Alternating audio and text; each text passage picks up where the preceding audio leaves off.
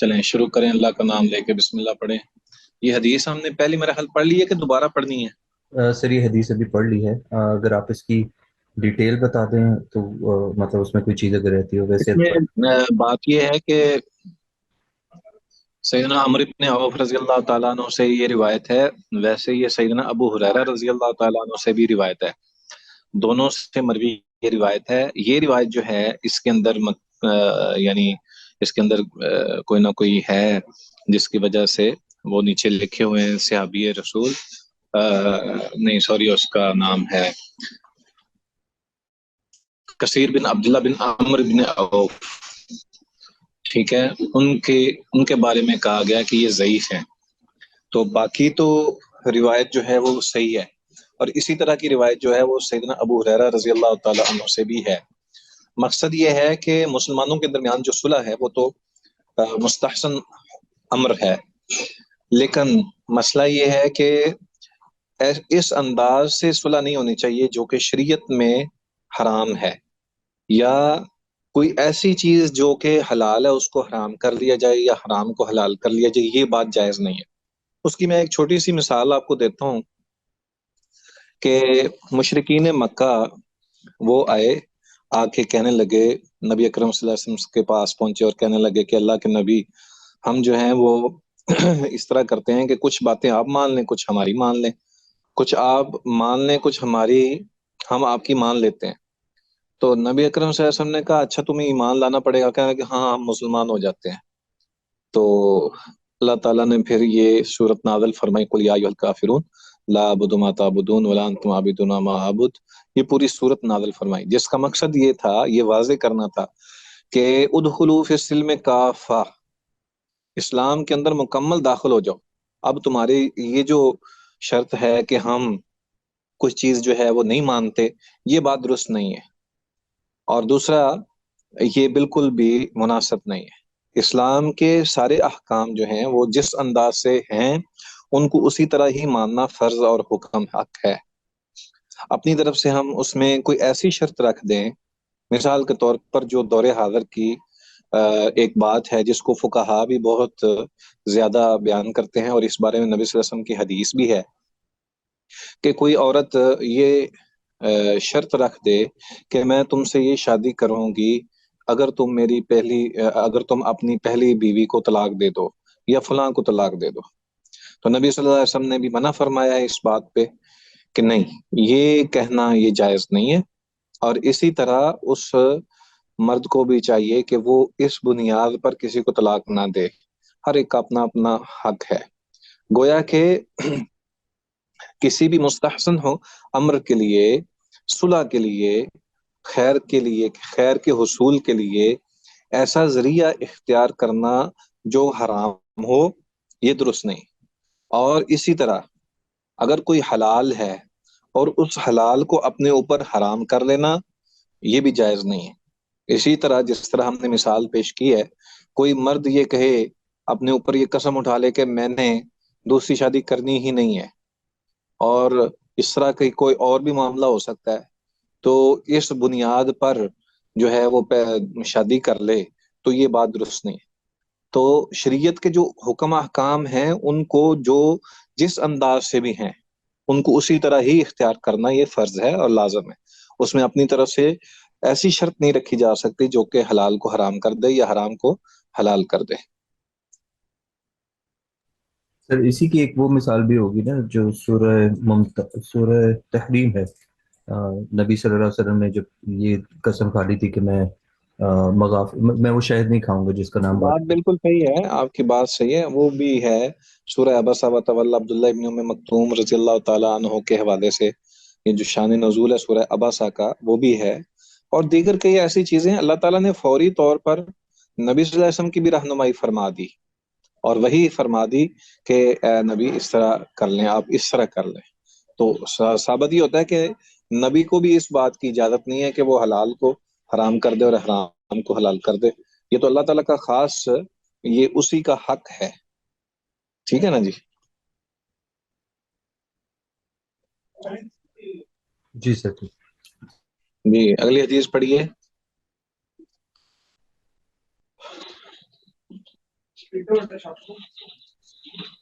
وعن أبي هريرة رضي الله عنه أن النبي صلى الله عليه وسلم قال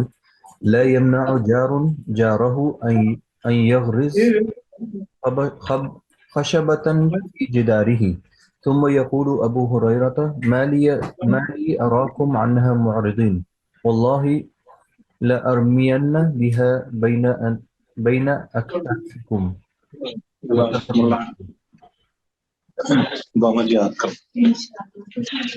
حضرت ابو ہریرہ رضی اللہ عنہ سے روایت ہے کہ نبی کریم صلی اللہ علیہ وسلم کا ارشاد ہے کوئی پڑوسی اپنے پڑوسی کو اس بات سے منع نہ کرے کہ وہ اس کی دیوار میں لکڑی ٹھوکے۔ پھر حضرت ابو ہریرہ رضی اللہ عنہ فرماتے ہیں مجھے کیا ہوا ہے کہ میں تم لوگوں کو اس بات سے اعراض کرتے دیکھتا ہوں، اللہ کی قسم میں اس سنت کو تمہارے کندھوں کے درمیان پھینک کر رہوں گا۔ یہ حدیث متفق علیہ ہے۔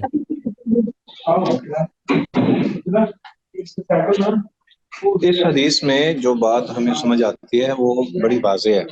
پڑوسیوں کا حق جو ہے نا وہ بہت ہی زبردست ہے۔ ایک حدیث میں شاید ہم نے وہ حدیث پڑھی ہو کہ نبی اکرم صلی اللہ علیہ وسلم نے فرمایا کہ مجھے جبریل بار بار آ کے اپنے پڑوسیوں کے ساتھ خیر خواہی کرنے کا حکم دیتے تھے، یہاں تک کہ مجھے یہ گمان گزرا کہ کہیں وہ وراثت میں ہی مجھے شریک نہ کر لیں، یعنی وراثت میں ہی پڑوسیوں کو شریک نہ کر دیا جائے۔ تو اس لیے یہ جو پڑوسیوں کا حق ہے نا یہ بہت ہی زیادہ ہے، اور صرف یہ کیل ٹھونکنے تک محدود بات نہیں ہے، بلکہ اگر وہ اس کی دیوار پر یعنی ہمسائے کی دیوار پر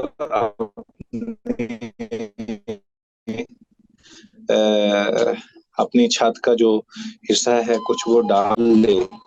تو اس سے بھی جو ہے وہ تو پڑوسیوں کے حقوق کے حوالے سے نبی صلی اللہ علیہ وسلم کے بہت زیادہ فرامین بھی ہیں، اور ان میں ایک یہ بھی ہے کہ مسلمان کا ایمان جو ہے اس کے ساتھ بھی اس کو شریک کیا گیا ہے۔ تو پڑوسیوں کے حقوق جو ہیں یہ بہت ہی اہم ہے اور ان کا خیال رکھنا ضروری ہے۔ جی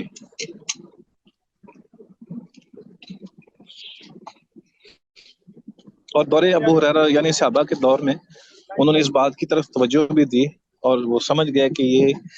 چونکہ معاملہ اس وقت جو ہے وہ عمل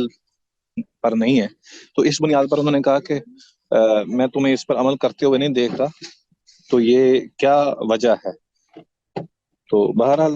ہمسایوں کے حقوق جو ہیں وہ مسلمہ ہیں۔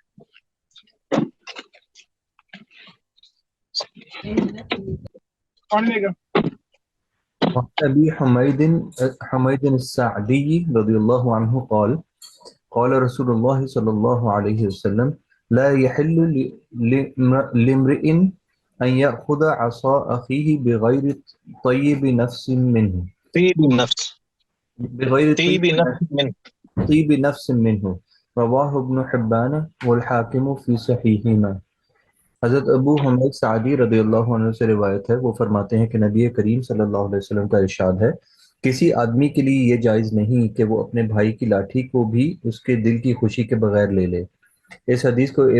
امام ابن حبان اور امام حاکم نے اپنی اپنی صحیح میں روایت کیا ہے۔ ہاں جی بالکل واضح ہے ابو حمید سعدی رضی اللہ تعالیٰ عنہ سے روایت کہ لا یحل لامرئ ان یأخذ عصا اخیہ بغیر طیب نفس منہ، کسی شخص کے لیے یہ جائز نہیں ہے کہ وہ اپنے بھائی کی لاٹھی جو ہے اس کی خوشی کے بغیر لے لے۔ یہ بڑی اہم روایت ہے، اور دور حاضر میں اس پر ہمیں بہت زیادہ توجہ کی ضرورت ہے۔ دیکھیں ایک طرف تو مسلمان کا مسلمان پر حق وہ واضح ہے، دوسری طرف جس طرح ہم نے پہلے یہ حدیث پڑھی ہے ہمسائے کے حقوق کے حوالے سے اس کا تذکرہ ہے، اور اس میں کوئی شک نہیں ہے کہ مسلمان کا جو حق ہے مسلمان پر وہ بہت ہی زیادہ ہے۔ اس سب کے باوجود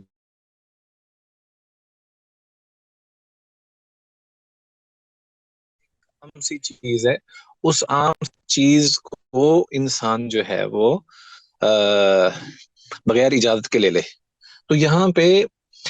طیب نفس منہ کا حکم ہے، یعنی طیب نفس منہ خوشی ضروری ہے، عموماً ہم کیا کرتے ہیں، ہم جب کوئی سودا سلف لینے کے لیے جایا کرتے ہیں تو بعض اوقات ہم دکان سے کھانے والی اشیاء مثلاً وہاں سے لے کے پہلے بغیر پوچھے بتائے ہی ہم اٹھا کے کھانا شروع کر دیتے ہیں، استعمال کرنا شروع کر دیتے ہیں، یا ان کو کچھ اس طرح کی ساری چیزیں جو ہیں، تو شریعت میں یہ بات بالکل بھی جائز نہیں ہے۔ اگر جو بیچنے والا ہے وہ مطمئن نہ ہوا اور اس نے آپ کی جو اٹھائی ہوئی چیز ہے اس کو اختیار کر کے، یعنی آپ نے جو چیز اٹھائی ہوئی ہے اس نے اس سے خوشی محسوس نہیں کی، وہ اس معاملے میں پریشان ہوا، تو یقینی طور پر آپ کو اس کا نقصان جو ہے وہ بھرنا پڑے گا، اور آخرت میں پھر وزر تو الگ ہے۔ تو اس لیے کسی کے مال کے اندر معمولی سی بھی تبدیلی یا اس سے اخذ کرنا یا اس کو لینا، یہ قطعی طور پر بھی جائز نہیں ہے، شریعت نے اس بات کی اجازت نہیں دی۔ اور دیکھیں یہ جو لاٹھی ہوتی ہے یہ بہت ہی عام سی چیز ہے، دور نبوی میں بھی اگر آپ دیکھیں نوٹ کریں تو وہ ویسے تو مسنون عمل ہے کہ جو بوڑھے ہوتے ہیں جیسے وغیرہ وہ اپنی لاٹھیاں جو ہیں وہ اپنے پاس رکھتے ہیں، ان کے لیے تو بہت ہی زیادہ اہم ہے، لیکن پھر بھی اس کے باوجود بھی عام حالت میں لاٹھی جو ہے وہ کسی بھی چیز سے بنائی جا سکتی تھی، برعکس دور حاضر میں تو وہ باقاعدہ ایک بہت ہی اہم مسئلہ ہے لاٹھی ملنا، اور اس کو خوبصورتی اس کی اور سارا کچھ۔ تو بہرحال معمولی سے کسی کا مال جو ہے وہ بغیر اس کی خوشی سے لینا یہ درست نہیں ہے۔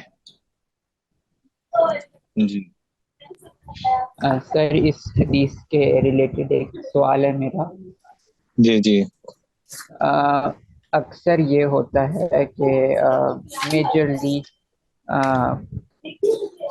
اس کیس میں کہ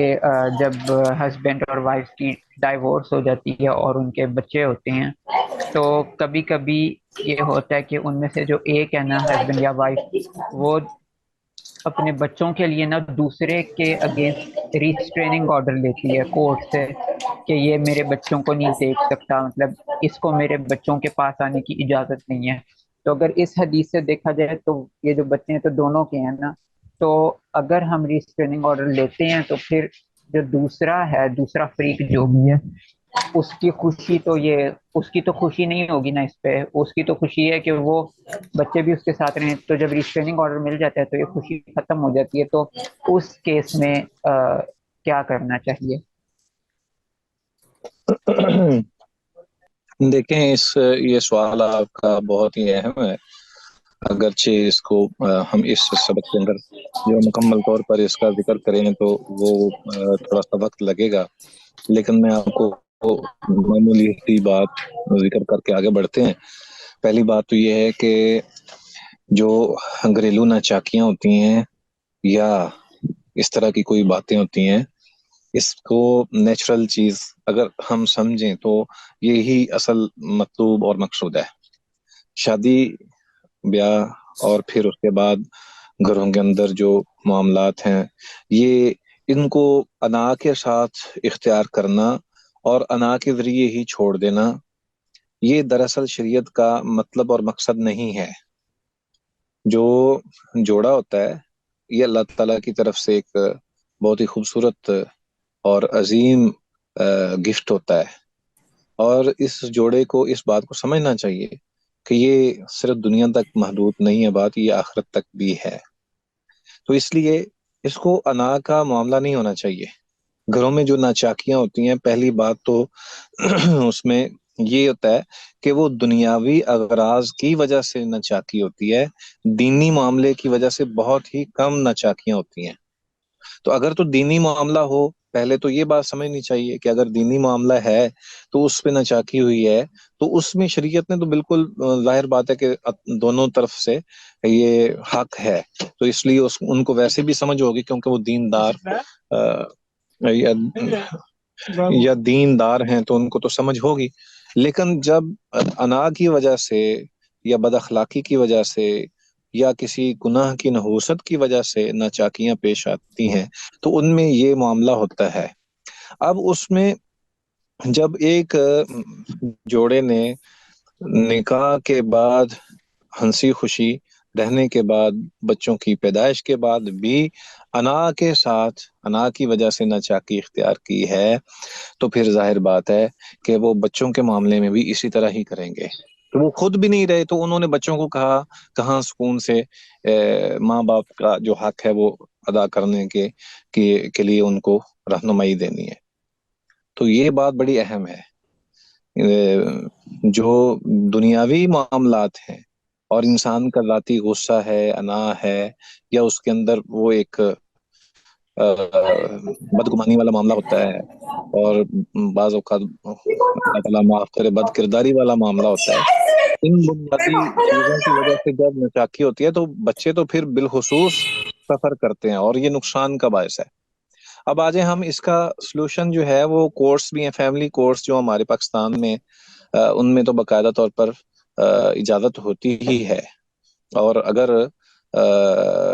کہیں مسئلہ ہو تو وہ عدالتیں جو ہیں وہ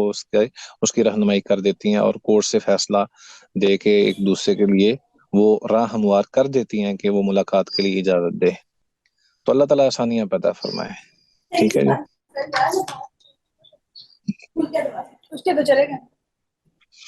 جی آگے بڑھیے۔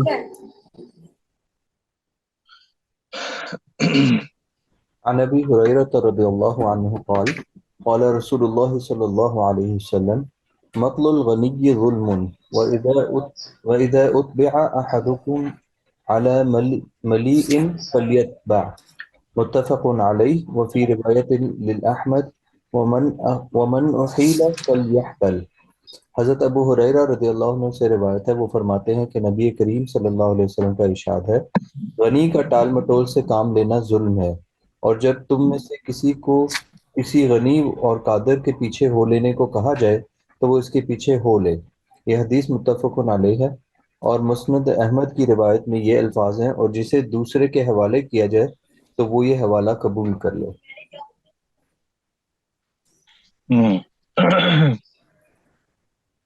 اس کی شرح دیکھیں ذرا، نیچے کریں اس کو۔ ہاں جی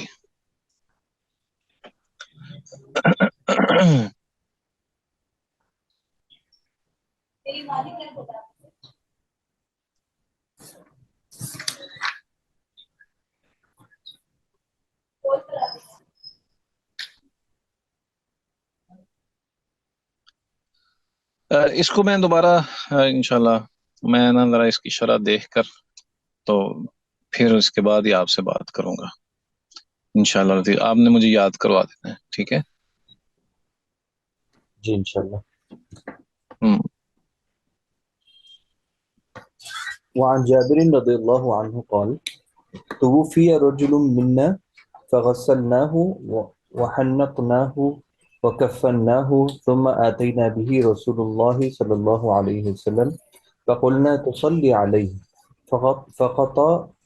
فخطى خطى ثم قال أعليه دين؟ قلنا ديناران فانصرف فتحملهما أبو قتادة فآتيناه فقال أبو قتادة الديناران علي، فقال رسول الله صلى الله عليه وسلم حق الغريم وبريئا منهما الميت، قال نعم فصل عليه۔ جی رواه أحمد وأبو داود والنسائي وصححه ابن حبان والحاکم۔ حضرت جابر رضی اللہ عنہ سے روایت ہے، وہ فرماتے ہیں کہ ہمارے ایک انصاری صاحب وفات پا گئے، بس ہم نے ان کو غسل دیا اور خوشبو لگائی اور کفن پہنایا، پھر ہم نے ان کے جنازے کو خدمت نبوی میں لے جا کر عرض کیا کہ آپ صلی اللہ علیہ وسلم اس کا جنازہ پڑھ دیجئے۔ آپ صلی اللہ علیہ وسلم نے ان صاحب کا جنازہ پڑھنے اٹھے، اور ابھی آپ صلی اللہ علیہ وسلم نے چند قدم ہی اٹھائے تھے کہ پھر ارشاد فرمایا کہ اس کے ذمہ کوئی قرض ہے؟ ہم نے پوچھا جی علیہ دین، پھر آپ نے پوچھا کیا اس کے ذمہ کوئی قرض ہے؟ ہم نے عرض کیا کہ 2 دینار قرض ہے۔ اس پر آپ صلی اللہ علیہ وسلم پلٹ آئے، یہ دیکھ کر ابو قتادہ رضی اللہ عنہ نے وہ 2 دینار ذمہ میں لے لیے۔ پس ہم دوبارہ خدمت نبی میں حاضر ہوئے تو ابو قتادہ رضی اللہ عنہ نے عرض کیا وہ 2 دینار میرے ذمہ ہوئے۔ اس پر آپ صلی اللہ علیہ وسلم نے ارشاد فرمایا کیا قرض خواہ کا حق ثابت ہوا اور میت ان 2 دینار کے مطالبے سے بری ہو گئی؟ حضرت ابو قتادہ نے عرض کیا جی ہاں، تب آپ صلی اللہ علیہ وسلم نے ان صاحب کا جنازہ پڑھایا۔ دیکھ لیں یہ مالی اعتبار سے کتنی بڑی اہم حدیث ہے کہ ایک آدمی فوت ہوتا ہے، اور جب یہ کہا گیا کہ وہ ہمارے انصاریوں میں سے تھا، اس کا مطلب یہ ہے کہ وہ معروف تھا، ٹھیک ہے، ہم میں سے ایک آدمی فوت ہوا، اس کا مطلب یہ ہے کہ وہ معروف تھا، اور پھر اس کے بعد اس کو غسل دیا گیا، اس کو خوشبو لگائی گئی، اس کو کفن دیا گیا، پھر اس کے بعد نبی صلی اللہ علیہ وسلم کے پاس آئے اور آ کے عرض کی، ساری ہر چیز تیاری موجود ہے، میت موجود ہے، اب صرف جنازہ باقی ہے، اور نبی صلی اللہ علیہ وسلم چل بھی پڑے ہیں۔ پھر اس کے بعد نبی صلی اللہ علیہ وسلم نے جب پوچھا کہ اس پر قرض ہے، تو لوگوں نے بتایا کہ ہاں، تو آپ صلی اللہ علیہ وسلم نے جنازہ پڑھانے سے انکار کر دیا۔ اب دیکھیں، بعد والی بات بھی آپ کے علم میں ہے کہ سیدنا ابو قتادہ رضی اللہ تعالیٰ عنہ نے وہ 2 دینار اپنے ذمہ لے کے جو ہے وہ جنازہ ہو گیا سارا، لیکن نبی صلی اللہ علیہ وسلم کا جو عمل ہے اس کو آپ ذرا دیکھیں۔ اس سے یہ ثابت ہوتا ہے کہ کوئی انسان یہ سمجھ بیٹھے کہ میں قرضے پہ قرضہ لیتا چلا جاؤں اور بس ٹھیک ہے، کوئی حرج نہیں ہے، تو یہ بالکل بھی مناسب بات نہیں ہے، اور یہ قطعی طور پر مستحسن عمل نہیں ہے کہ قرضہ انسان لے اور پھر لیتا ہی رہے اور پھر اس کو واپس نہ لوٹائے۔ دور حاضر میں جتنے بھی مسائل ہمارے سامنے پیش آ رہے ہیں اس میں یہی ہے کہ انسان جو ہے وہ جتنی چادر ہے اتنے پاؤں نہیں پھیلاتا، بلکہ زیادہ سے زیادہ جو دنیاوی جو عیش و عشرت ہے اس کے لیے اپنے آپ کو جو ہے وہ مقروض کر بیٹھتا ہے، اور اپنے اوپر جو ہے وہ بغیر وجہ کے کچھ ایسی پابندیاں لگا لیتا ہے، یا ایک دور حاضر کا جو سب سے اہم ایشو سٹیٹس کا ہے کہ یہ میرا سٹیٹس ہو گیا، اب اس سٹیٹس سے میں نیچے کیسے جاؤں، تو یہ بات جو ہے یہ نقصان کا باعث ہے۔ شریعت نے ایک پائی بھی جو ہے اس کی بھی اجازت نہیں دی کہ اگر کوئی کسی کی دینی ہے تو وہ انسان فوت ہو جائے تو پھر اس کو جو ہے نا وہ کوئی نہیں پوچھا جائے گا، بلکہ ہر صورت میں قرض ادا کرنا ضروری ہے۔ دیکھیں اس میں اہم پہلو یہ ہے کہ اولاد جو ہوتی ہے نا، ہم سب یہ خواہش رکھتے ہیں کہ ہماری اولاد کھائے پیے اچھی رہے، اور اس کے لیے تو دو کی جاتی ہے، اسی کے لیے ہی قرض بھی اٹھائے جاتے ہیں۔ تو انسان کی زندگی کا تو پتہ نہیں ہے نا کتنی زندگی ہے، اب جب زندگی کا پتہ ہی نہیں ہے تو جو اس نے قرضہ لیا ہوا ہے کیا وہ یہ سمجھتا ہے کہ اولاد چکا دے گی؟ نہیں، بہت مشکل ہے، اولاد کے اوپر ہی بوجھ ہے، انسان کی اپنی ذات پر تو بوجھ ہے ہی، اولاد پر بھی بوجھ ہے کہ ہم ایک وقتی عیش و عشرت کے لیے تو قرض اٹھا کے وہ سارے معاملات جو ہیں وہ ادا کریں، لیکن جب وقت آئے تو پھر بعد میں کوئی پتہ ہی نہ ہو اور اولاد بیچاری جو ہے وہ پھنسی ہوئی ہو۔ کتنے ہی ایسے یتیم بچے ہوتے ہیں جو بے گھر ہو جاتے ہیں، جس اپنے والد کے قرض کی وجہ سے، یا معاشرے کے اندر ان کے لیے بہت ہی زیادہ مسائل پیدا ہو جاتے ہیں۔ تو انسان کو یہ چاہیے کہ جو شریعت کا جو طریقہ ہے، انسان نہ تو کنجوس ہو اور نہ ہی فضول خرچ ہو، اور جتنی ضرورت ہو اتنا ہی حق جو ہے وہ استعمال کرے، اور محنت مشقت تو اللہ تعالیٰ نے، رزق تو اللہ تعالیٰ نے دینا ہے، ہر انسان ہی محنت کرتا ہے، پتہ نہیں وہ کاہلی اور سستی اور نالائکی نہ دکھائے، تو ہر انسان محنتی ہوتا ہے، اس نے اپنے آپ کو اپنے بال بچوں کے لیے محنت مزدوری کر کے چلانا ہی ہوتا ہے۔ لیکن مسئلہ تو یہ ہے کہ ہمیں کبھی بھی اپنے آپ کو مقروض نہیں کرنا چاہیے۔ اللہ تعالیٰ سے پھر دعا کا بھی حکم ہے کہ اللہم انی اعوذ بک من القرض والمرض، کہ اللہ ہمیں قرض سے بھی بچا اور بیماری سے بھی بچا۔ تو یہ بڑی ہی اہم بات ہے۔ تو اللہ تعالیٰ ہم سب کے لیے جو ہے وہ آسانیاں پیدا فرما دے، اور خیر کے اور رزق کے وسیع اور رزق کریم اور حلال طیب رزق کے دروازے کھول دے۔ قرض جو ہے یہ بہت ہی بڑی مصیبت ہے، اس سے بچنا جو ہے وہ شریعت بہت ہی زیادہ ضروری ہے، کہ ہمیں یہ تلقین کی گئی ہے، اس حدیث کی روح سے ہمیں بتایا گیا ہے کہ یہ کوئی معمولی بات نہیں ہے۔ اس سر لیے اس مجھے سے بچنا پوچھنا ضروری ایک سچویشن جی اگر ایسی ہے کہ جیسے جی کہ گھر میں کوئی ہمارے ہیلپر ہیں سب ہے، اب فرض کریں کہ انہوں نے کچھ ہم سے 2-3 سال میں کہا ہے کہ یہ آپ مجھے اتنے دے دیجیے قرض، اب میں 2-3 سال میں ہر سال میں آپ کو اس مہینے میں اتنے دوں گا، اور وہ دے بھی رہے ہیں۔ اب فرض کریں انہیں تھوڑے دے دیے لیکن اس کے بعد وہ فوت ہو جاتے ہیں، اب ان کا تو حساب اور ہے نا کہ ان کو پتا ہے کہ پورے اتنے مہینوں میں میرے کس طرح اکٹھے ہوں گے، اور جس مہینے تک میں نے دینے ہیں پیسے وہ اتنے اکٹھے ہو جائیں گے اور میں ان کو وہ قسط دے دوں گا۔ اب وہ تو دے رہے تھے بیچ میں، یعنی ان کا وہ سلسلہ چل رہا تھا لیکن وہ فوت ہو گئے، اب یہ کہ ان کا کیا ہم جنازہ روک کے تو اس بات سے نہیں رکھ سکتے، کیسے رکھیں گے؟ یعنی وہ جو باقی کی کسی کی رہتی ہے، رہتے ہیں پیسے، ہمیں معلوم ہے ہمارے رہتے ہیں اور ہمیں پتا ہے کہ جو فوت ہو گیا ہے وہ ہمیں پیسے دے دے گا، ہمیں پتا ہے وہ دے دیتا ہے، تو اب تو اس کا مطلب کیونکہ ہمیں وہ تو اپنے اتنے مہینے انتظار کر کے کر رہا تھا، اس کو اپنی زندگی کا نہیں پتا، تو اس کیس میں کیا پھر اب اس جنازے کا اس کا کیا ہوگا؟ کہ ایک دم تو اتنے سارے پیسے تو اس کے پاس، یعنی اس کے فیملی کے پاس بھی شاید نہ ہو، یا ارینج بھی ایک دم نہ ہو سکتے ہو کہ وہ قرض دے دیں تاکہ جنازہ پڑھایا جائے۔ ہاں دیکھیں، گزارش یہ ہے کہ یہ ایک پہلو تھا جو میں نے آپ کے سامنے رکھا ہے۔ دوسری بات یہ ہے خود نبی صلی اللہ علیہ وسلم نے بھی قرض لیا اور صحابہ بھی لیتے رہے ہیں۔ مسئلہ یہ ہے کہ قرض کی جو برائی ہے یا اس کا جو وبال ہے اس کو یہاں واضح کیا گیا ہے۔ ہاں انسان جو ہے وہ مقروض ہو جاتا ہے، اور زندگی میں یہ دیکھیں ہمارے ملک بھی مقروض ہیں، اتنے بڑے ممالک ہیں وہ بھی مقروض ہیں، ایون امریکہ جو سب سے زیادہ بڑا مقروض ہے، تو یہ انسان کی جو صورتحال ہے نا یہ اسی طرح ہی چل رہی ہے۔ لیکن مسئلہ یہ ہے کہ آپ نے جو اب بات کہی ہے یہ ایک دوسرا پہلو ہے کہ جب ایک شخص پر قرض ہے اور پتہ ہے سب کو بھی اس پہ قرض ہے اور وہ واپس لوٹا بھی رہا ہے اور لوٹانا بھی ہے، تو مسئلہ تو یہ ہے کہ کوئی ذمہ داری تو لے نا،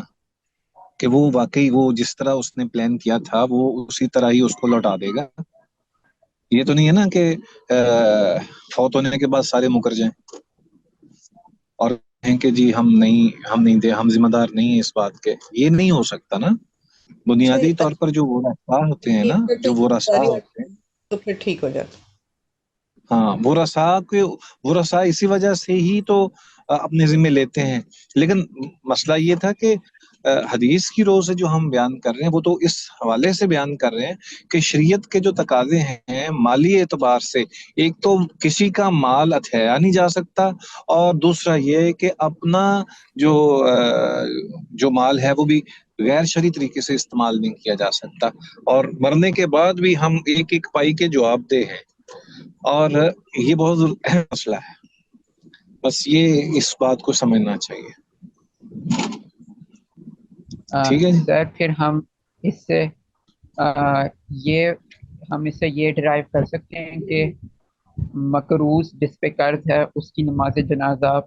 پڑھانا مکروہ ہے یہاں تک کہ اس کا قرض ادا نہ کیا جائے۔ دیکھیں یہ ایک الگ مسئلہ ہے کہ کیا اس کا جنازہ نبی صلی اللہ علیہ وسلم نے نہیں پڑھایا نا، وہ کیا عام لوگ بھی نہیں پڑھائیں گے جو مقروض تھا؟ جی نہیں، اس کا جنازہ تو ہوگا، لیکن جو اہل علم ہیں، اہل فضل ہیں، جو بڑے ہیں، ان کو چاہیے کہ وہ اس سے رک جائیں جیسے نبی صلی اللہ علیہ وسلم نے، اور یہ اس لیے کیا تاکہ لوگوں کے اندر اس کی اہمیت واضح ہو جائے۔ یہ نبی صلی اللہ علیہ وسلم نے،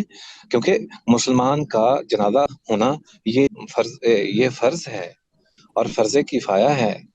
اور اس کو ادا کرنا ہر مسلمان پر لازم ہے، اگر اس کا ادا نہیں ہوا تو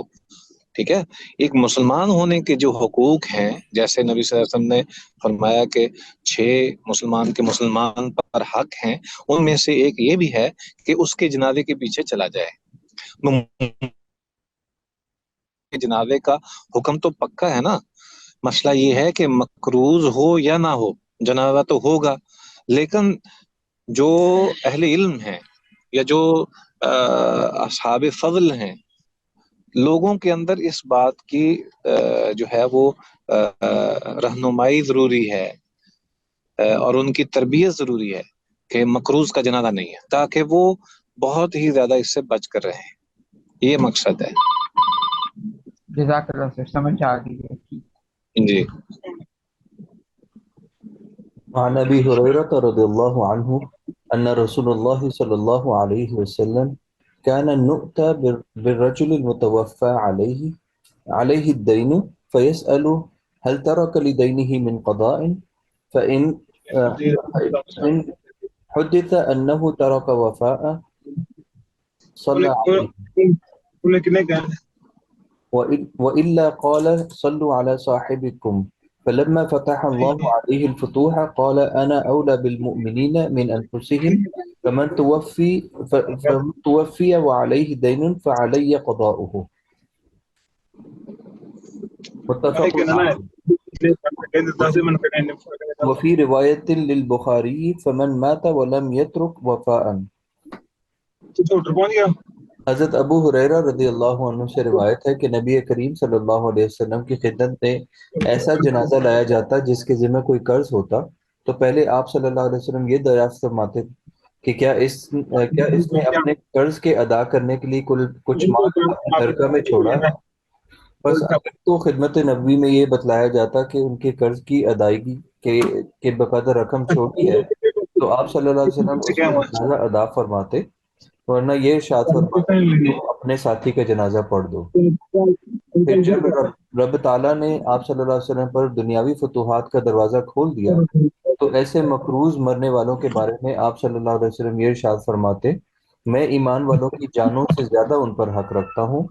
بس جو اس حال میں مر جائے کہ اس پر قرض ہو تو اس کا ادا کرنا میرے ذمہ رہا. یہ حدیث متفق علیہ ہے. اور صحیح بخاری اللہ اکبر. یہ الفاظ ہیں جو اس حال میں مر گیا کہ وہ اپنے پیچھے اپنے قرض کے ادا کے بقدر رقم نہ چھوڑ گیا ہوں.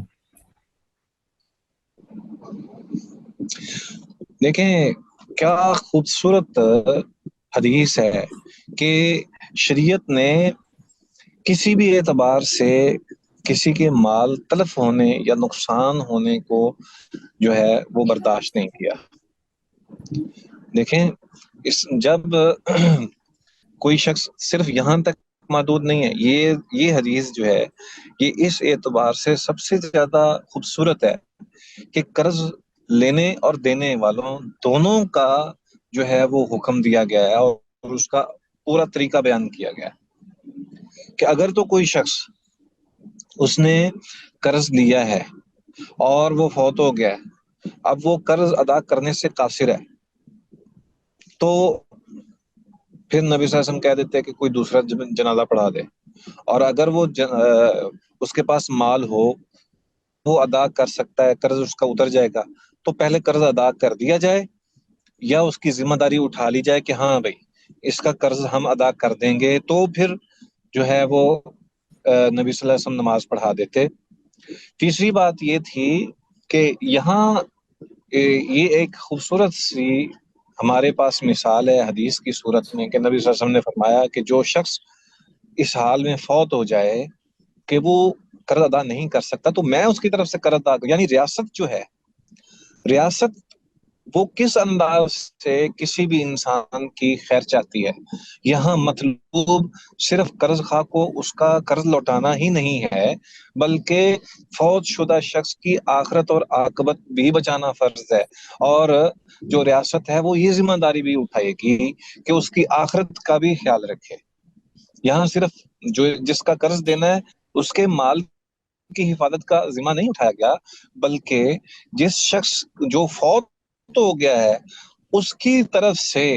ریاست جو مال دے رہی ہے اس کا مطلب یہ ہے کہ اس کی آخرت کو بھی بچانے کا ریاست نے حق ادا کیا ہے. تو یہ ایک بہت ہی زبردست خوبصورت سا اسلام کے اندر جو ہے ایک مسلمان کے ساتھ خیر والا معاملہ ہے جو ریاست ہونے کے اعتبار سے اس کا حق ادا کر رہی ہے کہ ریاست جو ہے وہ اس کو اس کے قرض سے پاک کر رہی ہے، اور دوسرا جس نے قرض دیا ہوا تھا اور اس کا قرض مر رہا تھا وہ ریاست اس کو ادا کر رہی ہے. گویا کہ ہر ایک کے ساتھ خیر خواہی، یہ اسلام کی خوبی ہے کہ اسلام کسی صورت میں بھی کسی کا نقصان جو ہے وہ برداشت نہیں کرتا. اللہ تبارک و تعالیٰ نے اسلام کے اندر یہ وسعت رکھی ہے اور اس کی خوبی جو ہے وہ ہر ایک کے لیے ہے، ہر ایک کے ساتھ ہے، کسی انفرادی طور پر کسی ایک شخص کے لیے نہیں. تو اس میں دیکھیں نبی صلی اللہ علیہ وسلم نے جو فرمایا ہے کہ اگر کوئی شخص ادا نہیں کر پاتا تو میں حق رکھتا ہوں میں ادا کروں گا، تو یہ ثابت ہوتا ہے کہ شریعت جو ہے وہ ذمہ داری اٹھانے والی ہے۔ اور صرف یہاں اسی موقع پر نہیں بلکہ بہت سارے مواقع پر جو ریاست ہے وہ ہر مسلمان کی ذمہ داری اٹھاتی ہے، اور یہ بہت ہی مستحسن معاملہ ہے۔ اس بارے میں کوئی سوال ہے؟ اگر کوئی سوال کرنا چاہتا ہے تو شروع کریں حدیث۔ بسم الله الرحمن الرحيم. وعن عمرو بن شعيب عن أبيه عن جده قال قال رسول الله صلى الله عليه وسلم لا كفالة في حد، رواه البيهقي بإسناد ضعيف۔ عمرو بن شعیب اپنے والد سے اور وہ اپنے دادا سے بیان کرتے ہیں، وہ فرماتے ہیں کہ نبی کریم صلی اللہ علیہ وسلم کا ارشاد ہے حد میں کوئی کفالت نہیں۔ اس حدیث کو امام بیہقی نے ضعیف اسناد کے ساتھ روایت کیا ہے۔ جی اگلی حدیث بھی پڑھیں، وہ بھی اس کے ساتھ ہی ہے۔ عن ابی ہریرہ رضی اللہ عنہ قال قال رسول اللہ صلی اللہ علیہ وسلم قال اللہ تعالی انا ثالث الشریکین ما لم يخن احدهما صاحبه فاذا خان خرجت من بینهما، رواہ ابو داود وصححہ حاکم۔ حضرت ابو ہریرہ رضی اللہ عنہ سے روایت ہے، وہ فرماتے ہیں کہ نبی کریم صلی اللہ علیہ وسلم کا ارشاد ہے، رب تعالیٰ ارشاد فرماتے ہیں میں دو شریکوں کا تیسرا شریک ہوتا ہوں جب تک ان میں سے ایک اپنے ساتھی کے ساتھ خیانت کا مرتکب نہ ہو، بس جب دونوں میں سے ایک اپنے ساتھی کے ساتھ خیانت کرتا ہے تو میں ان دونوں کے درمیان سے نکل جاتا ہوں۔ اس حدیث کو امام ابو داود نے روایت کیا ہے، اور جبکہ امام حاکم نے اس حدیث کو صحیح کہا ہے۔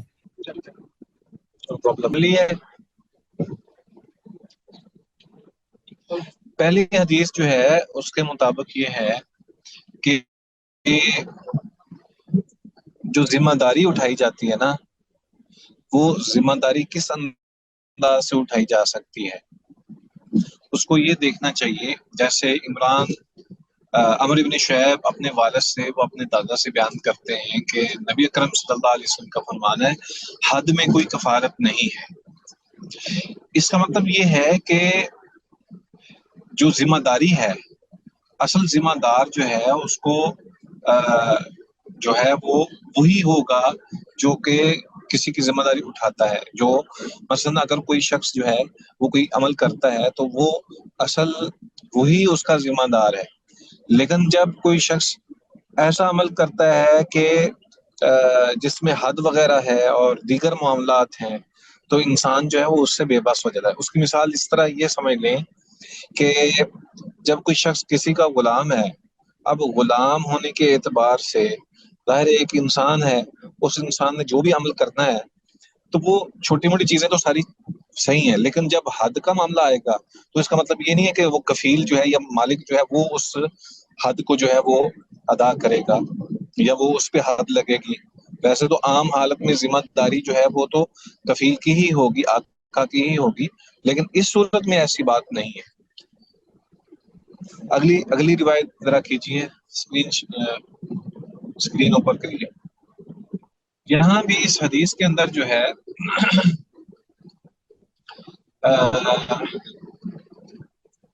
یہ جو حدیث ہے یہ تو ایک الگ چیز ہے،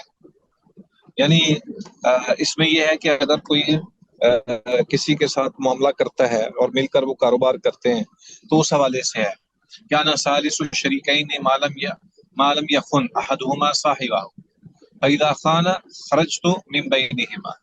نبی صلی اللہ علیہ وسلم بیان کرتے ہیں کہ اللہ تعالیٰ فرماتا ہے کہ میں تیسرا ہوں دو شریکوں کے درمیان جب تک کہ وہ خیانت نہیں کرتے،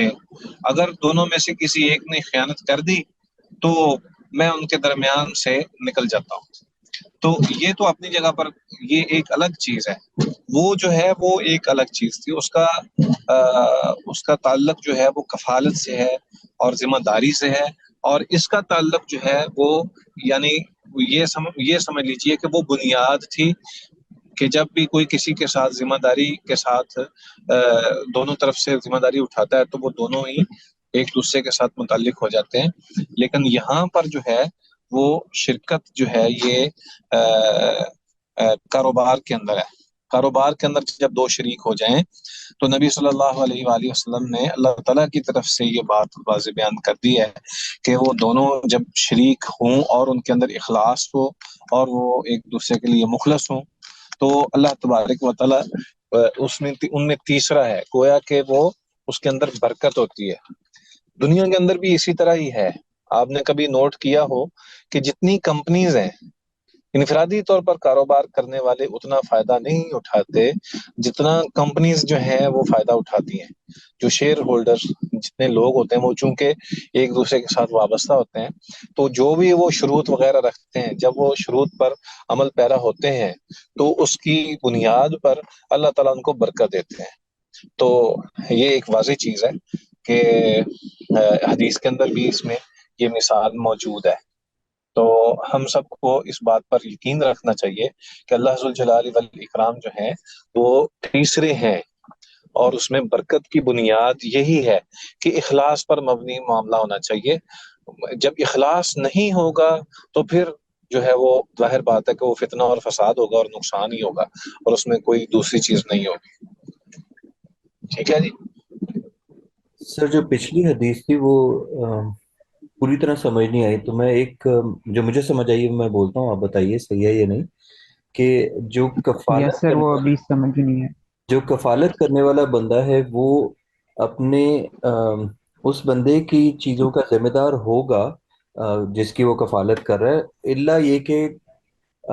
جو جس کی کفالت کی جا رہی ہے اس پہ کوئی حد جاری ہو جائے، اس نے کوئی ایسا جرم کیا ہو جس میں حد جاری ہو رہی ہو، تو پھر وہ اپنے جرم کا خود ذمہ دار ہے، وہ کفیل پہ نہیں لاگو ہوگی۔ کیا اس کا یہ مطلب تھا؟ دیکھیں ہوتا یہ ہے کہ جو معاملہ ہوتا ہے نا وہ بعض اوقات روپے پیسے کا ہوتا ہے، بعض اوقات جو ہے وہ کسی اور چیز کا ہوتا ہے، اور ایسا بھی ہوتا ہے کہ جیسے ایک کمپنی ہے، اس کمپنی میں کچھ افراد کوئی کام کرتے ہیں اور کچھ کوئی کام کرتے ہیں، تو جب تک وہ ان کے ساتھ وابستہ رہتے ہیں کمپنی والے، تو اس وقت تک تو وہ کمپنی ہی اصل ذمہ دار ہوتی ہے نا، کیونکہ وہ ایک کمپنی کے متحد کام کر رہے ہوتے ہیں۔ اسی طرح جو شخص کسی کا غلام ہے، اس غلام ہونے کے حوالے سے بھی اگر آپ دیکھیں تو اصل ذمہ دار کون ہوتا ہے؟ مالک۔ ٹھیک ہے، جیسے ایک بچہ ہے تو اس کا ذمہ دار کون ہے؟ اس کا والد۔ تو یہ اس وقت تک تو ہے کہ کچھ نہ کچھ اس کی حیثیت باقی ہے، لیکن جب وہ اس صورت میں کوئی بہت بڑا کوئی حادثہ رونما ہو جائے، جس پر جو ہے وہ حد وغیرہ ہے، کوئی قصاص کا مسئلہ ہے، یا مال ہی اس نے اتنا زیادہ نقصان کر دیا ہے کہ جس کا کوئی مداوع نہیں ہے، تو ایسی صورت میں تو کمپنی جو ہے وہ پھر اپنے آپ کو بچا سکتی ہے، اور اسی طرح مالک جو ہے وہ اپنے آپ کو بچا سکتا ہے۔ اور اسی طرح تو یہ ایک شریعت نے یہاں پہ اس بات کو واضح کرنے کی کوشش کی ہے کہ ذمہ داری جو ہے وہ جس حد تک ممکن ہے اس حد تک ہی ذمہ داری ہوتی ہے۔ یہ نہیں ہے کہ انسان کے ہر عمل کی ذمہ داری جو ہے وہ ہر کوئی اٹھا سکتا ہے۔ ایک بیٹا ہے تو اس کا والد بھی جس حد تک اس کی ذمہ داری اٹھا سکتا ہے اٹھاتا ہے، اور جب وہ حدود کی بات آ جاتی ہے، جہاں حد وغیرہ کی پابندی آ جاتی ہے، اور اگر کوئی ایسا معاملہ ہو جاتا ہے تو پھر والد بھی اپنی ذمہ داری سے کنارہ کش ہو جاتا ہے۔ لیکن اس میں بہرحال اگر وہ دیت کا معاملہ ہے تو وہ سارے مل کر دیت اس کی ادا کریں گے، یہ ایک اپنی جگہ پر بات مسلمہ ہے۔ ٹھیک ہے جی ٹھیک ہے سر۔ وعن السائب المخزومی رضی اللہ عنہ انه كان شريك النبي صلى الله عليه وسلم قبل البعثة فجاء يوم الفتح فقال مرحبا بأخي وشريكي، رواه احمد وابو داود وابن ماجہ۔ حضرت سائب مخزومی رضی اللہ عنہ سے روایت ہے کہ وہ نبی کریم صلی اللہ علیہ وسلم کی بعثت سے قبل آپ صلی اللہ علیہ وسلم کے کسی تجارتی معاملے میں شریک رہے۔ بس جب وہ فتح مکہ کے دن خدمت نبی میں حاضر ہوئے تو نبی کریم صلی اللہ علیہ وسلم نے انہیں دیکھ کر فتح مسرت سے ارشاد فرمایا، میرے بھائی اور میرے شریک کو خوش آمدید۔ اس حدیث کو امام احمد، امام داود اور امام ابن ماجہ نے روایت کیا ہے۔ دیکھ لیں کتنی خوبصورت بات ہے. ایک تو صاحب مخزومی جو ہیں وہ مسلمان نہیں ہوئے, ٹھیک ہے, اور باوجود اس کے کہ وہ مسلمان نہیں تھے, نبی صلی اللہ علیہ وسلم کے ساتھ مل کر جب کاروبار کیا کرتے تھے تو یہ دونوں آپس میں ایک دوسرے کے ساتھ کاروباری لحاظ سے شریک بھی تھے. تو نبی صلی اللہ علیہ وسلم ظاہر بات ہے کہ نبی صلی اللہ علیہ وسلم کا شریک بھی بہت ہی زیادہ پابند تھا اور بالکل دیانتدار تھا, اور خود نبی صلی اللہ علیہ وسلم کی تو مثال ہی نہیں ہے. تو اس اعتبار سے نبی صلی اللہ علیہ وسلم وہ اس کی خوبصورتی جو ہے اور اس کی دیانت جو ہے اس کو بھولے نہیں ہیں, اور اس کے اس وصف کو اسلام لانے کے موقع پہ جب ملاقات ہوئی ہے تو اس کا اظہار کر دیا ہے. ایک تو اس میں یہ بیان بھی ہے کہ قبل از اسلام بھی لوگ دیانتدار ہوا کرتے تھے, اور نبی صلی اللہ علیہ وسلم کے ساتھ ان کی جو تعلق تھے ان کو نبی صلی اللہ علیہ وسلم نے نبھایا بھی ہے, خوبصورتی کے ساتھ ذکر بھی کیا ہے. دوسرا یہ بھی کہ جب وہ مسلمان ہونے کے لیے آئے تو نبی صلی اللہ علیہ وسلم کے سامنے بیان کرتے ہوئے نبی صلی اللہ علیہ وسلم نے جب ان کے سامنے بات کی ہے تو سب سے پہلے اس کو مرحبا کہا ہے اس حوالے سے تاکہ وہ مسلمان ہونے میں دیر نہ لگائے, فوری طور پر اس کو محبت نظر آئے. تو یہ نبی صلی اللہ علیہ وسلم کا اخلاق تھا. اور جو اصل یہاں پہ مقصد ہے اس حدیث کے ذکر کرنے کا وہ یہ کہ نبی صلی اللہ علیہ وآلہ وسلم دراصل یہ قبل از اسلام بھی تجارت کرتے رہے ہیں اور شراکت داری کے ساتھ کرتے رہے ہیں, اور اسلام نے بعد میں بھی اس کو مستحسن بیان کیا ہے, جیسا نبی صلی اللہ علیہ وسلم نے اس کو مرحبا بھی کہا ہے. تو اگر دیانتداری کے ساتھ معاملہ کیا جائے تو کافر کے ساتھ بھی تجارت کی جا سکتی ہے, قبل از اسلام بھی کی جا سکتی ہے, اور یہ اللہ تعالیٰ کی طرف سے فضل ہے جس کو اللہ تعالیٰ بھی رزق عطا فرمائے جس طرف سے بھی, لیکن وہ جائز طریقے سے. ہاں جی. وعن عبد الله بن مسعود رضي الله عنه قال أشركت أنا وعمار وسعد فيما نصيب يوم بدر الحديث رواه النسائي وغيره. حضرت ابن مسعود سے روایت ہے, وہ فرماتے ہیں کہ عمار اور سعد بدر میں ملنے والے مال غنیمت میں شریک تھے. میں عمار اور سعد بدر میں ملنے والے مال غنیمت میں شریک تھے. اس حدیث کو امام نسائی نے روایت کیا ہے. دیکھیں عبداللہ بن مسعود رضی اللہ تعالیٰ عنہ سے روایت ہے. اب عمار رضی اللہ تعالیٰ عنہ, عبداللہ بن مسعود رضی اللہ عنہ اور سعد رضی اللہ, تینوں مختلف قبائل سے ہیں. آپ اگر اس پر غور کریں تو یہ تینوں حضرات جو ہیں صحابہ جو ہیں یہ مختلف قبیلوں سے ہیں, ٹھیک ہے. عمار, یاسر یہ تو ویسے ہی غلامی میں تھے اور یہ تو وہیں کے وہاں سے تھے ہی نہیں, یعنی اصل نہ تو وہ قریشی تھے اور نہ, اور عبداللہ بن مسعود رضی اللہ تعالی عنہ یہ بھی اصل جو ہے وہ قریشی قبیلے میں سے نہیں تھے, باہر سے تھے, اور یہ مکے ابتدا میں اس مسلمان ہونے والوں میں بہرحال تھے, اور ساتھ تو انصاری ہیں. تو یہ تینوں جو ہے وہ شریک ہو گئے ہیں کس میں, مال غنیمت میں. کس انداز سے؟ اس انداز سے کہ مال غنیمت میں ایک موقع پر یہ تینوں نے ہی ایسے ایسے کام سر انجام دیے اکٹھے کہ جس کی بنیاد پر ان کو شریک کر دیا گیا. تو اگر کوئی شخص جو ہے وہ کسی معاملے میں محنت میں شریک ہوتا ہے تو اجر میں بھی شریک ہوتا ہے. دراصل اس حدیث سے یہ بھی ثابت ہوتا ہے کہ اگر کوئی شخص محنت میں اکٹھا شریک ہوتا ہے تو اجر میں بھی وہ شریک ہوتا ہے. تو یہ بہرحال اس کو سمجھنا چاہیے. اور یہ جب تینوں صحابی مختلف انداز سے چیزیں لے کر آئے ہیں, کسی نے کوئی قیدی لے آیا, کوئی چیز لے آیا ہے, تو وہ ساری چیزیں ظاہر ہیں کہ جب اکٹھی کی گئی ہیں تو وہ تینوں کو اس میں شریک کر دیا گیا. سر اگلی حدیث پڑھو. جی. وعن جابر بن عبد الله رضي الله عنهما قال أردت الخروج إلى خيبر فأتيت النبي صلى الله عليه وسلم فقال إذا أتيت وكيلي بخيبر فخذ منه 15 وسقا رواه أبو داود وصححه حضرت جابر ابن عبداللہ رضی اللہ عنہما سے روایت ہے، وہ فرماتے ہیں کہ میں نے خیبر کی طرف جانے کا ارادہ کیا تو میں خدمت نبوی میں حاضر ہوا،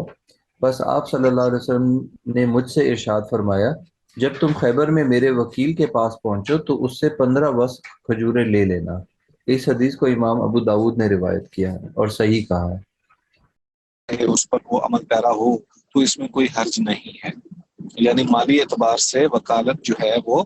جائز ہے اور اس میں کوئی حرج نہیں ہے۔ کوئی کسی کا اکاؤنٹنٹ بن جائے یا کوئی کسی کو اکاؤنٹنٹ بنا لے، منشی یا اسی طرح جو ہے وہ دیگر تمام معاملات جو ہے، یعنی بعض اوقات یہ بھی ہوتا ہے کہ گھر کے اندر ہی کوئی نہ کوئی فرد ایسا ہوتا ہے کہ جو دوسری کی ذمہ داری بآسان طریقے سے نبھا رہا ہوتا ہے۔ عموماً پہلے تو والد ہوتا ہے،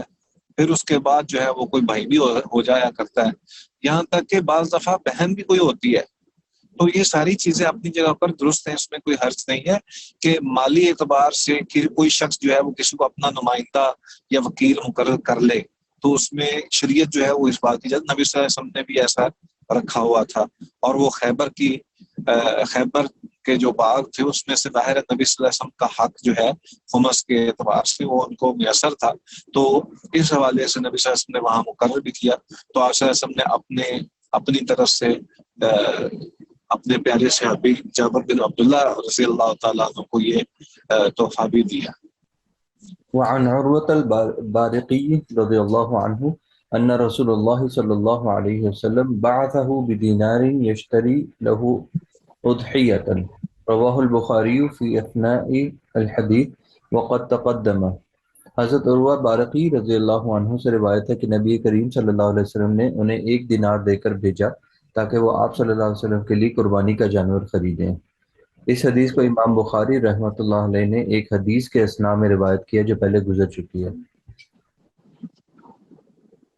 جی اب وہی بات ہے کہ نبی صلی اللہ علیہ وسلم نے اپنے لیے چیز خریدنی تھی، یعنی بکری وغیرہ اشیا۔ یہاں یہ میں تھوڑی سی وضاحت کر دیتا ہوں کہ عید الاضحیٰ ہے، تو عید الاضحیٰ کی مناسبت سے جو ہم قربانی کرتے ہیں اس کو اضحیہ ہی کہا جاتا ہے، اور جو حج کی قربانی ہوتی ہے اس کو حدی کہا جاتا ہے، اور جو فدیہ ہم پڑھتے ہیں قرآن مجید میں، وہ جو فدیہ ہے وہ کفارے کے طور پر اس کو بیان کیا جاتا ہے کہ اگر کوئی شخص کوئی ایسا اس کے اوپر جرمانہ عائد ہو گیا ہے تو وہ اگر فدیہ ہے تو وہ کفارہ ہے، جو ہم دم کو بھی فدیہ کہتے ہیں۔ تو یہ ساری چیزیں بہرحال کسی اور شخص کو مقرر کر دینا اپنی جگہ پر کہ وہ اس کے لیے کچھ نہ کچھ خریدے، تو اس میں کوئی حرج نہیں ہے، یہ جائز ہے، اور نبی اکرم صلی اللہ علیہ وآلہ وسلم نے بھی اسی طرح ہی کیا۔ موجود ہے؟ جی سر۔ اچھا، اس طرح ہے کہ حدیث کوئی اور بھی پڑھے آپ۔ کلاس میں کتنے اسٹوڈنٹ ہیں؟ ہمارے تو 6 افراد موجود ہیں، کسی اور کو بھی چاہیے کہ وہ بھی حدیث جو ہے وہ ضرور اس کی قرات کرے، اور دوسرا یہ بھی کہ میرا خیال ہے کہ ہم 2-3 حدیثیں پڑھ کے آپ سے میں اجازت بھی چاہوں گا، مدینے جا رہے ہیں، رستے میں ہیں، تو نیٹ ورک کا ایشو تو نہیں ہے الحمدللہ، لیکن پھر بھی میں چاہتا ہوں تو کوئی اور ساتھی قرات کرے حدیث کی۔ جی سر، میں سر میں پڑھوں؟ جی پڑھی۔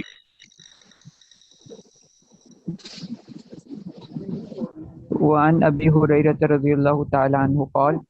بعث رسول اللہ صلی اللہ علیہ وسلم عمر علی الصدقہ، متفق علیہ۔ حضرت ابو ہریرہ رضی اللہ تعالی عنہ سے روایت ہے، وہ فرماتے ہیں کہ نبی کریم صلی اللہ علیہ وسلم نے حضرت عمر رضی اللہ تعالی عنہ کو عاقل زکوٰۃ بنا کر بھیجا۔ یہ حدیث متفق علیہ ہے۔ دیکھیں یہ جو حدیث ہے نا، یہاں پہ کسی دوسرے شخص کو ریاست اگر کسی کی ذمہ داری لگا دے تو اس میں بھی کوئی حرج نہیں ہے۔ ریاست جو ہے وہ اپنے نمائندے مقرر کر سکتی ہے اور وہ با اختیار ہوتے ہیں، یعنی نبی صلی اللہ علیہ وآلہ وسلم نے بہت متعدد ایسے عامل جو ہیں وہ مقرر فرمائے ہوئے تھے، اور بعض کو گورنرز لگایا، کسی کو دین بیان کرنے کے حوالے سے جو ہے وہ نمائندہ مقرر کیا، اور بعض کو جو ہے وہ لوگوں سے زکوٰۃ اور صدقات وصول کرنے کے حوالے سے بیچا۔ تو یہ نبی صلی اللہ علیہ وسلم کا جو طریقہ تھا، یہ اس سے یہ ثابت ہوتا ہے کہ کسی دوسرے شخص کو نمائندہ بنا کر ریاست بھی مقرر کر سکتی ہے، اور ریاست پھر جو حق دیتی ہے وہ حق اس کا کامل ہے۔ یعنی یہ اختیار بھی بعض اوقات عامل کو ہوتا ہے کہ وہ صدقہ کون سا لے، کس انداز سے لے، اور وہ اس میں کوئی جیسے جانوروں کے اندر نبی صلی اللہ علیہ وسلم نے باقاعدہ طور پر یہ نصیحت بھی فرمائی تھی صحابی رسول اپنے عمل کو، کہ جب آپ جائیں تو نہ تو سب سے عمدہ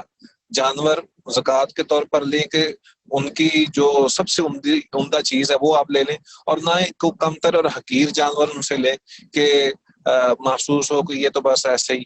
تو درمیانی درجے کی چیز۔ تو مقصد یہ ہے کہ عامل کو اختیار بھی ہے، وکیل کو اختیار بھی ہے۔ پیچھے بھی جو نبی صلی اللہ علیہ وسلم نے جانور خریدنے کے لیے بھی بھیجا، تو اس میں بھی ظاہر اختیار موجود تھا۔ تو کچھ نہ کچھ عامل کو اختیار بھی ہوتا ہے جو معروف طریقے سے کسی کو تفویض کیا جاتا ہے، اور اس کا مطلب یہ ہرگز نہیں ہے کہ اپنی مرضی سے ہی سارے کام کیے جائیں یا وہ کرتا رہے، نہیں، اس میں مالک کی طرف سے حدود ہوتی ہیں کہ آپ نے یوں کرنا ہے، ایسے کرنا ہے، اور اس کے اندر تعلیمات موجود ہوتی ہیں، اور عرف بھی موجود ہوتا ہے، اور شریعت کے کچھ قواعد و ضوابط بھی معروف موجود ہوتے ہیں۔ تو اس لیے یہ بات اپنی جگہ پر الگ موجود ہے۔ اللہ تعالیٰ ہم سب کے لیے آسانیاں پیدا فرما دے۔ وہ لوگ جو کہ صاحب مال اور ثروت ہوتے ہیں، وہ اگر اپنی جگہ پر کسی کو نمائندہ مقرر کر لیں تو ٹھیک ہے۔ اسی طرح جو حضرات بیمار ہوتے ہیں اور وہ کوئی کام کاج نہیں کر سکتے، اس بنیاد پر وہ کسی کو اپنا نمائندہ مقرر کر لیں تو تب بھی یہ بات ٹھیک ہے۔ اور یہ صرف مالی اغراض کی وجہ سے نہیں، بعض اوقات کسی کے پاس کوئی بات کرنے کے لیے کسی کو نمائندہ بنا کر بھیج دیا جاتا ہے کہ میری طرف سے تو فیصلہ کر لینا، یا میرے موقف کو تو سمجھتا ہے اور اس میں جو مستحسن بات ہے وہ تم کر لینا۔ تو یہ ایک مقولہ بھی معروف ہے، ارسل الحکیم ولا تلقن، کہ کوئی سمجھدار آدمی بھیج دو اور اس کو تلقین کرنے کی ضرورت نہ ہو۔ گویا کہ نمائندہ جو ہے وہ اپنی طرف سے کچھ نہ کچھ اختیار بھی رکھتا ہے۔ تو یہاں اس حدیث میں بھی جو چیز ہے وہ یہی ہے کہ اعتماد کرتے ہوئے نمائندہ کو مقرر کیا گیا، اور یہ چیز ٹھیک ہے۔ جی۔ وعن جابر رضی اللہ عنہ ان النبی صلی اللہ علیہ وآلہ وسلم نحر 63 وامر علی ان یسبح الباقیہ۔ حضرت رواہ المسلم۔ حضرت جابر رضی اللہ عنہ سے روایت ہے کہ حجۃ الوداع کے موقع پر نبی کریم صلی اللہ علیہ وسلم نے قربانی کے 100 اونٹوں میں سے 63 جانوروں کو خود ذبح فرمایا، پھر حضرت علی رضی اللہ عنہ سے کو اس بات کا حکم دیا کہ باقی کے اونٹ وہ ذبح کریں۔ اس حدیث کو امام مسلم نے روایت کیا ہے۔ جی ٹھیک ہے، جزاکم اللہ خیر۔ یہ حدیث ہم پڑھ چکے ہیں، اور اس میں کافی زیادہ ہم نے شرح بھی کی ہے، آپ کو علم ہی ہے۔ تو اس سے یہ بھی ثابت ہوتا ہے کہ جانور کسی کی طرف سے ذبح کرنے میں بھی کوئی حرج نہیں ہے۔ اگر کوئی قربانی کرتا ہے کوئی کسی کی طرف سے، اس میں بھی کوئی حرج نہیں ہے، اس کو وکیل مقرر کیا جا سکتا ہے، جیسا کہ نبی صلی اللہ علیہ وسلم نے جانور کو ذبح کرنے کے لیے حضرت علی رضی اللہ عنہ کو مقرر کیا۔ یہ دیکھیں نا، مختلف انداز ہیں نبی صلی اللہ علیہ وسلم کے، شراکت داری کے اعتبار سے، وکالت کے اعتبار سے، نمائندگی کے اعتبار سے، مالی طور پر یا کوئی چیز خریدنے کے حوالے سے، اور یہاں پر ذبح کرنے کے اعتبار سے۔ تو یہ چیزیں جو ہیں وہ اسلام میں آسانی کو ملحوظ رکھتے ہوئے یہ ساری چیزیں رکھی گئی ہیں۔ جی۔ وعن ابی ہریرہ رضی اللہ تعالی عنہ فی قصۃ العسیف قال النبی صلی اللہ علیہ وسلم